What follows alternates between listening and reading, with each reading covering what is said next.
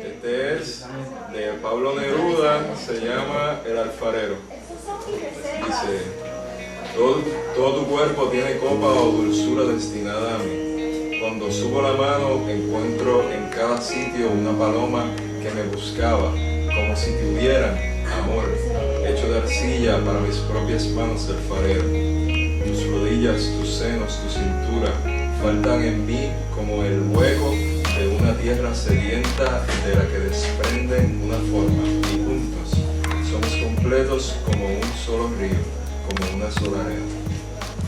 Oh.